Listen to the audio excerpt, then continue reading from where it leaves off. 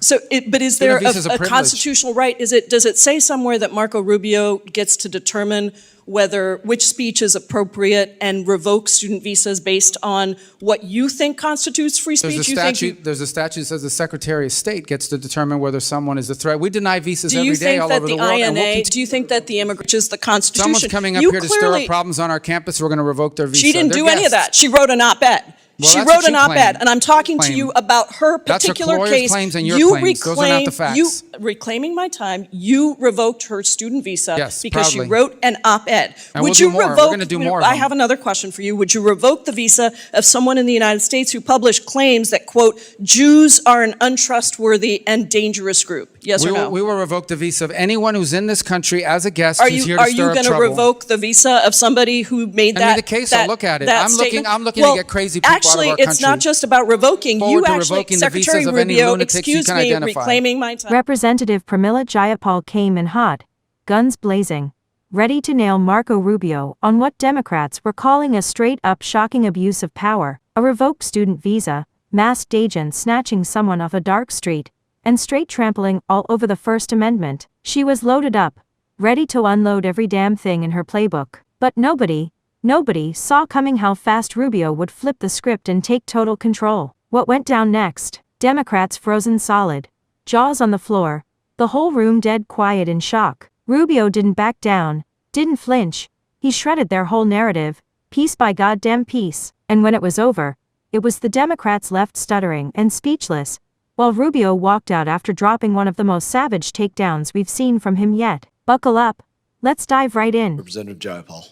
Thank you so much, Mr. Chairman. Thank you, Secretary Rubio, for being here. On March 21st, 2025, the State Department approved the revocation of a student visa for Rümeysa Öztürk, a Turkish citizen who is a graduate student at Tufts University, apparently simply for writing an op-ed. According to an internal State Department memo, you took this action under your discretionary authority to revoke visas, and soon after you revoked her visa, armed and masked plainclothes officers snatched Ms. Öztürk off the street and transported her to a prison in Louisiana.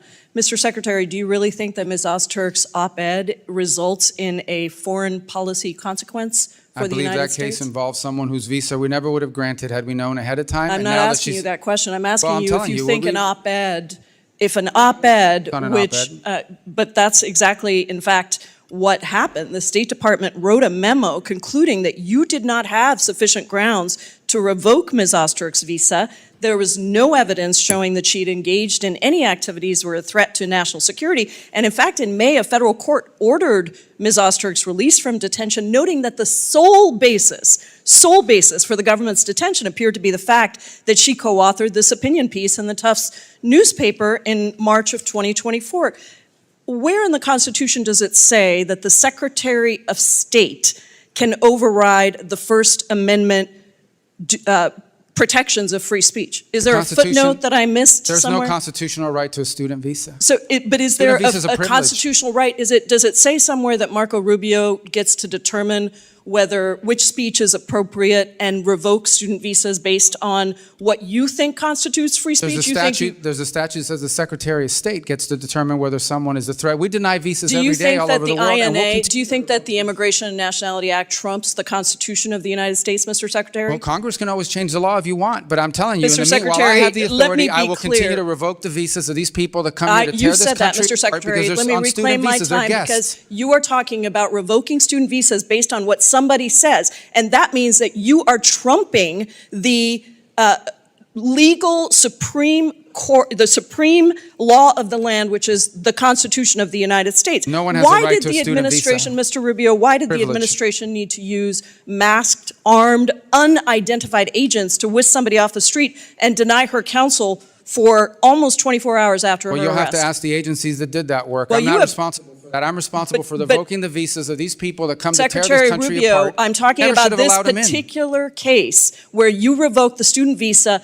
of a Turkish citizen who was a graduate student who wrote an op-ed that you didn't like. And suddenly you allowed for masked men to whisk her off the street. And you have multiple jobs, apparently. You're the national security advisor as well. So don't tell me it's not your job who snatches her off the street. We don't do If the these snatching, are but I can tell you we do the visa revocations, Let me and ask we're you going to about keep the doing them. national security consequences of people, masked men on the streets snatching people off the streets. If these are legitimate law enforcement agents carrying out proper arrests, why are they hiding their identities? Because then radical crazies will try to hurt them. So as you we know from think we've that seen. U.S. agents who have almost always gone without face coverings, even when they're arresting I can't speak to law some of enforcement the functions. country's We're not a law most enforcement dangerous agency. criminals, suddenly have so much to fear from a graduate student who wrote an op-ed that they need to be masked? Again, Is that that law accurate? student was a guest in the United States on a student visa. No one's entitled to a student visa. So We you deny revoked her visas every student day, visa and we will revoke and based continue on to an revoke visas. op-ed which trumps the Supreme law of the land, which is the Constitution. Someone's coming up You here to stir clearly- up problems on our campus. We're going to revoke their visa. She didn't They're do any of guests. that. She wrote an op-ed. Well, She that's wrote what an you op-ed, claim. and I'm talking to you about her That's her particular lawyer's case. claims and your claims. Those are not the facts. Reclaiming my time, you revoked her student visa Yes, because proudly. she wrote an op-ed. And Would we'll you do more. We're revoke? gonna do more of I them. have another question for you. Would you revoke the visa of someone in the United States who published claims that, quote, Jews are an untrustworthy and dangerous group? Yes or no? We will revoke the visa of anyone who's in this country as a guest Are who's you here to stir up going to trouble. revoke the visa of somebody who made Send me that? the case, that, I'll look at it. that I'm looking- statement? I'm looking to Well, get crazy people out of actually, our it's not country. just about revoking. Forward You to actually, revoking the Secretary visas of any Rubio, lunatics you excuse can me, identify. reclaiming my time. Can you explain to me why the Trump administration granted refugee status to Charles Kleinhaus, the white Afrikaner who tweeted that exact statement that I just said? There's the case. That's not a visa. You granted that person That's to a enter the totally United different process. States. That's someone that applied here through a totally different process. Secretary Rubio, student visas are a privilege. Secretary we deny Rubio, them all the time, and you we'll revoke them. revoked And a visa based on an op-ed, and then you allowed for Gentlelady's time masked has men expired. That's to your snatch claim. That's somebody accurate. off That's the your claim. street. Your time's That's your claim. expired. That's your claim. That's not accurate. 1.1.1. Recognize ring. In the end, Rubio owned that room, no question. The one guy who wouldn't get bullied by grandstanding political theater or over-the-top emotional accusations. While Democrats tried to smear him as some reckless tyrant, his rock-solid answers made it crystal clear.